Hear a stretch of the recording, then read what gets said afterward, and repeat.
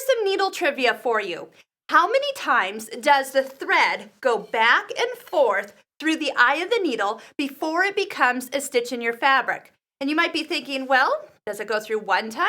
Well, let me show you how a stitch is made, and then you tell me how important it is to have the proper needle and quality thread for your sewing machine. So on this gigantic needle, by the way, that comes off a gigantic machine, I just love this because the first time I saw this demonstrated to me, I went, I have got to get a needle so I can show people how important this is.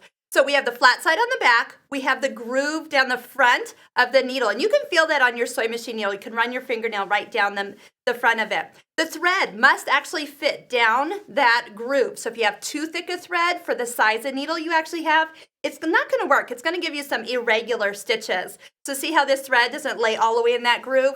It'll stitch okay, but then it won't stitch great. So here's what's going to happen. As your thread goes down through your 2 layers of fabric, it's going to go down and start its upward swing. This is the back part of the needle right here that you're seeing. There's a little scarf or cutout on the back side, and at that exact microsecond, there's a hook down in your bobbin area that's going to come around and take a hold and draw all that thread down below and wrap it around your bobbin. That's how you get the stitch. Somebody has to play jump rope to get those 2 threads connected together.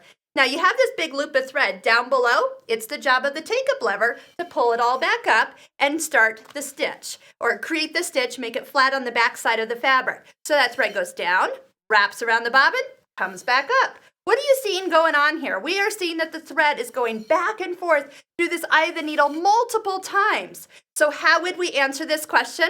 So what we would need to do, and you can do this on your own machine, because I had to the first time I heard this. I didn't believe it, but it was from a sewing machine technician, so I'm sure they knew what they were talking about. But I went home anyway and did this. Mark your thread with a little Sharpie marker and watch it go through the machine. What it'll do is travel down and back, down and back. And each time you'll get closer and closer to the eye of the needle. Once that marked area finally touches the eye of the needle and zips back up to the top, start counting your number of stitches. It's going to go back and forth, loop after loop, stitch after stitch.